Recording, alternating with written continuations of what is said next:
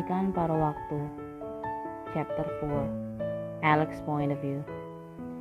Anna Karenina, dialah cewek yang melempariku dengan buku dan membuatku mimisan gara-gara mengira aku cowok mesum yang biasa masuk-masuk toilet cewek untuk ngintipin mereka. Sebenarnya sebelum kejadian di toilet cowok itu, aku sudah beberapa kali melihat dia mondar-mandir sambil membawa buku-buku tebal kemana-mana. Dan seingatku aku sudah bolak-balik kena tabrak dia, tapi dia kayaknya gak ingat sama sekali kejadian-kejadian itu. Gemes adalah perasaan pertama yang muncul saat melihat dia berusaha menampilkan muka memelasnya kepadaku dan memintaku untuk memaafkannya. Tak perlu pikir panjang, aku langsung memaafkannya. Setelah hari itu kami mulai berteman baik. Sebenarnya aku sih yang selalu rajin mengunjungi kelasnya hanya untuk sekedar ngobrol atau ngerjain PR bareng. Pertamanya sih Anna terkesan cuek. Jika ditanya jawabannya selalu singkat dan perhatiannya gak pernah lepas dari buku. Apalagi ekspresinya selalu menyiratkan kalau aku mengganggu zona nyamannya dia. Tapi entah kenapa, bukannya malah tersinggung, aku justru terus saja ngedeketin dia. Sampai sekarang aku sendiri pun gak tahu apa penyebabnya. Mamaku sih bilang mungkin alasannya karena aku gak punya saudara perempuan. Jadi aku secara gak sadar ingin menuangkan perhatianku pada Anna. Entahlah, mungkin saja yang dikatakan mamaku benar. Anyway, setauku Anna sudah terkenal dengan julukan perpustakaan berjalan. Tapi buatku julukan tersebut tidak cocok buatnya. Menurutku sih dia lebih cocok dijulukin Doraemon. Karena sebenarnya bukan hanya buku-buku saja yang dibawanya kemana-mana. Dia juga menyimpan bermacam-macam barang di kantong roknya. Mulai dari tisu, minyak angin, pulpen, permen, pensil, obat sakit perut, dan masih banyak lagi yang lainnya. Jadi jika ada yang memerlukannya, dia langsung merogoh kantongnya dan memberikannya pada orang itu. Apapun yang diperlukan selalu tersedia di kantongnya. Bahkan suatu saat aku pernah nyeletuk, "Aduh, gelap banget sih perpus ini. Mana bisa baca kalau gelap begini?" Tanpa dikomando, dia langsung mengeluarkan senter kecil dari kantongnya dan memberikannya padaku tanpa sedikit pun memalingkan wajahnya dari buku di hadapannya. Tidak hanya itu, Doraemonku yang satu ini terkenal selalu ada dan selalu punya solusi jika ada yang memerlukannya. Saat tahu ada yang punya masalah, dia pasti langsung mengeluarkan ide-ide aneh yang tidak pernah terpikirkan olehku sebelumnya. Tapi lucunya, malah ide-ide aneh tersebut yang lebih manjur dibandingkan solusi logis milik teman-teman yang lain. Dasar memang ajaib Doraemonku yang tiada duanya ini. Namun julukan Doraemon ini hanya aku saja yang tahu. Aku tidak pernah memberitahuannya pada siapapun, terutama Anna. Aku takut kalau sampai Anna tahu, dia bakalan tersinggung dan gak mau berteman denganku lagi. Jika itu terjadi, aku pasti mati kebosanan. Demikianlah hari demi hari, aku jadi makin getol mendekatkan diri dengan Anna.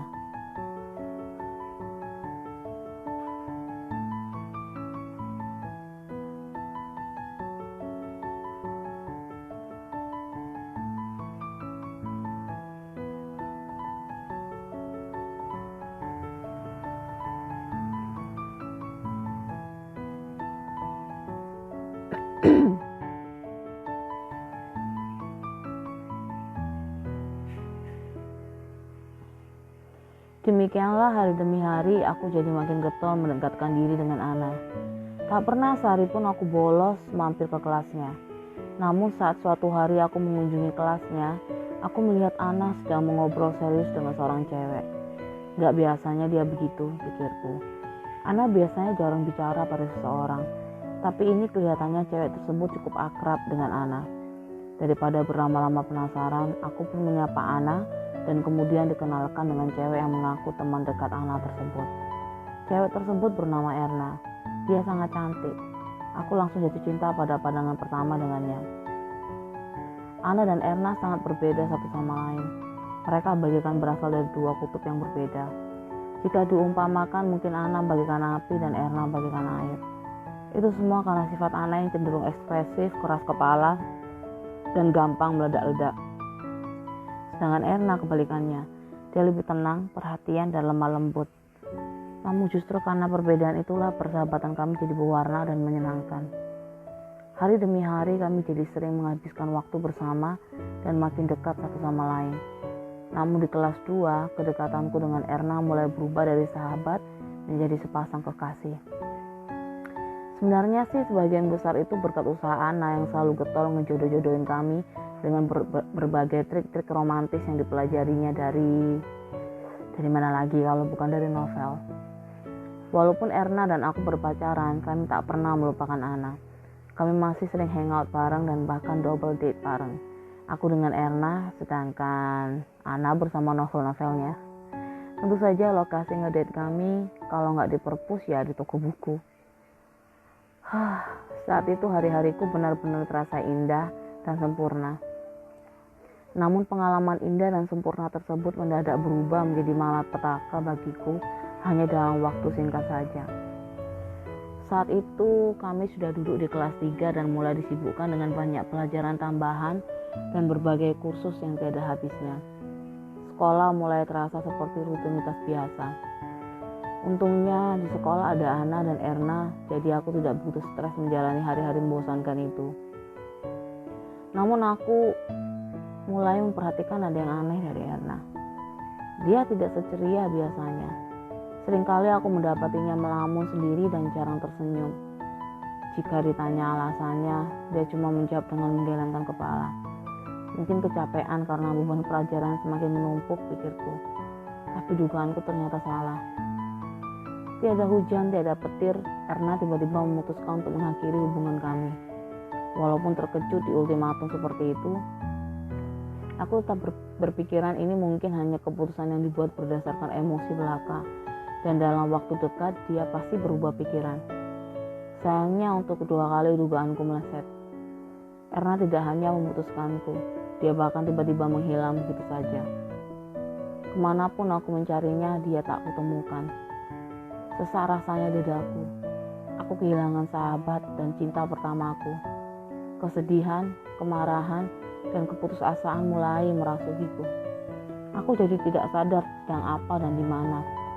Yang membangunkanku dari lamunan adalah suara kelas klakson mobil yang melaju dari arah berlawanan. Tampaknya motorku sudah melenceng melewati jalur dan terlalu ke tengah. Aku kaget dan langsung membanting setir ke pinggir, tapi karena awalnya motorku sudah melaju terlalu kencang, sehingga gerakan itu membuat oleng dan melaju tak terkendali menghantam pembatas jalan. Setelah itu aku tidak ingat apa-apa lagi. Saat terbangun yang kulihat adalah wajah mamaku yang menangis. Seluruh badanku terasa luar biasa sakit. Aku tahu pasti lukaku tidak ringan. Aku ketakutan dan tanpa sadar aku memanggil-manggil nama Ana. Sebelum akhirnya aku tidak sadarkan diri lagi. Aku akhirnya terbangun lagi saat sayup-sayup kudengar suara Ana. Aku membuka mataku perlahan dan melihat Ana dan mamaku menangis di ujung ruangan. Tiba-tiba aku merasa kesal. Kesal karena harus terlihat kalah dan tak berdaya di depannya.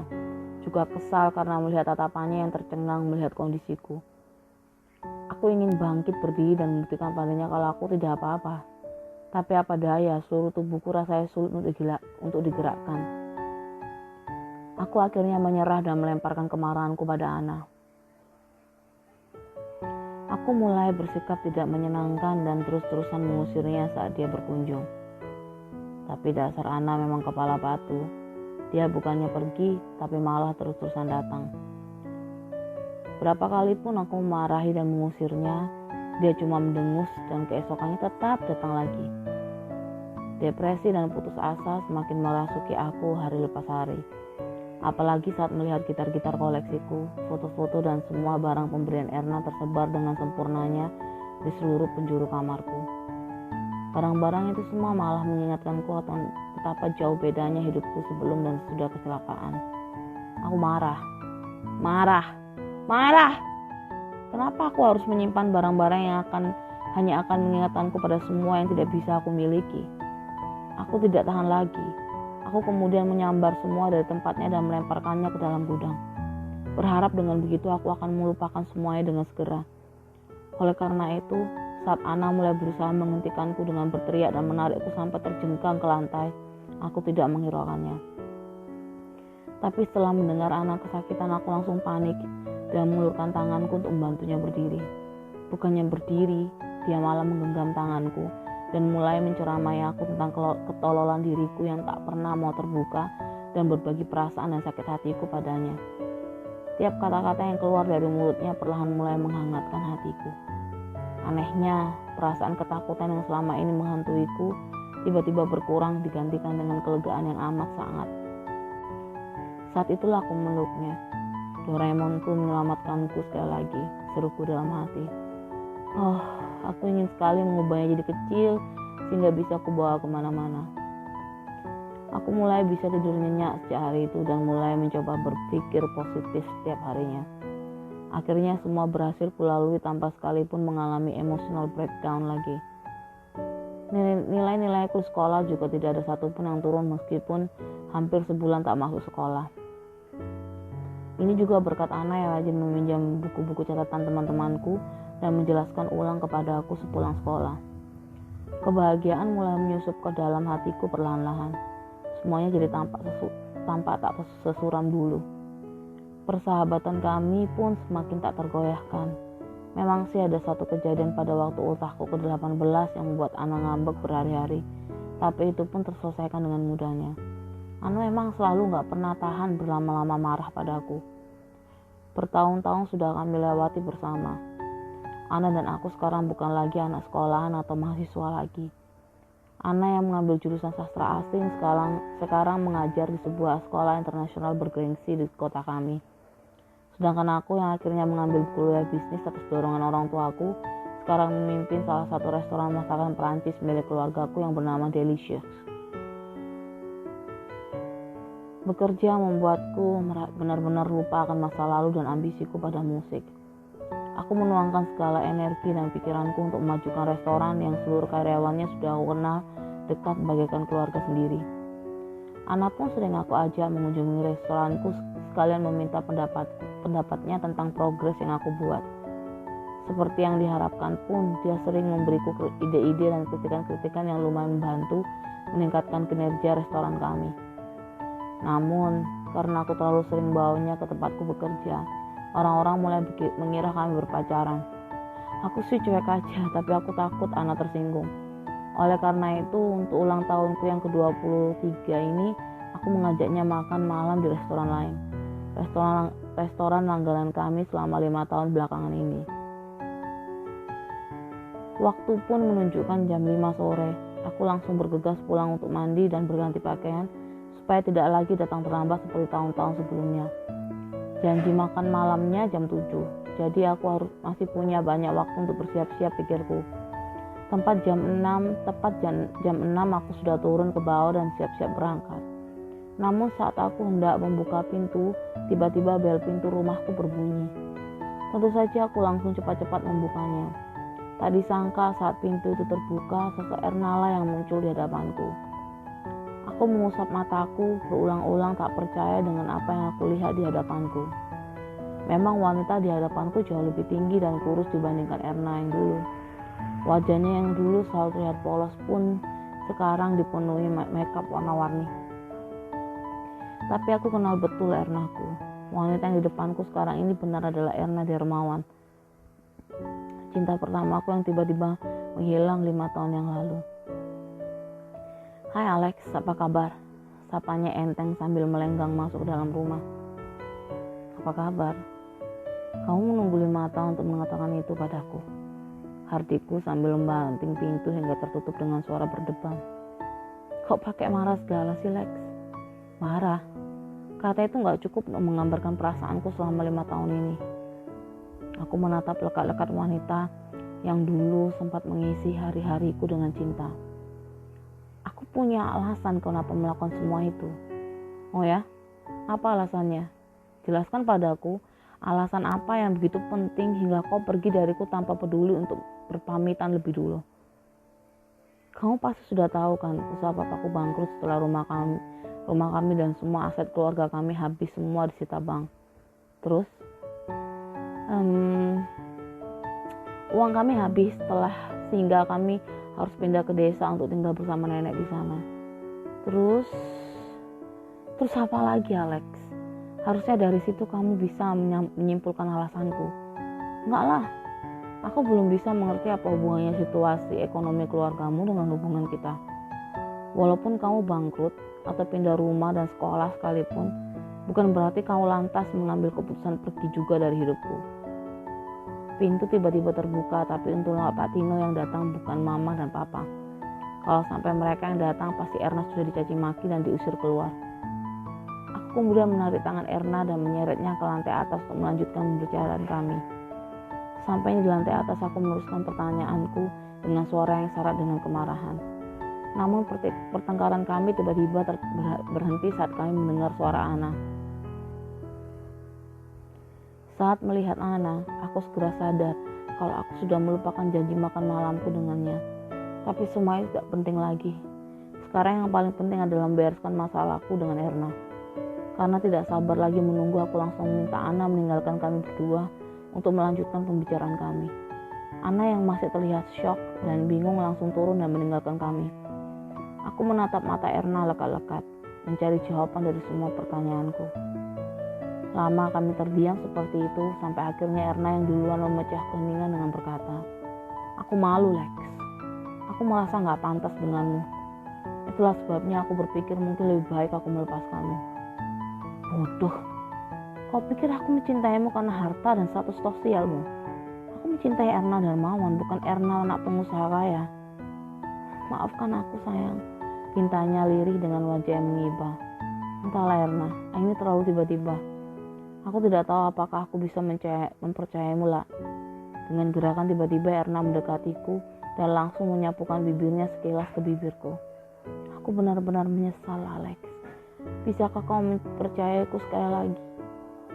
Jantungku berdetak sangat cepat. Gelombang cinta dan kerinduan ku rasakan dulu dengan deras mengalir lagi di hatiku. Tanpa pikir panjang, aku menariknya mendekat dan menciumnya dalam-dalam. Semua perasaan kesal dan marahku luntur seketika. Aku memaafkanmu, tapi ingat, jangan pernah meninggalkanku lagi. Karena jika kau melakukannya lagi, seumur hidup aku tidak akan pernah memaafkanmu. Bisikku di telinganya sambil tetap memeluknya erat-erat.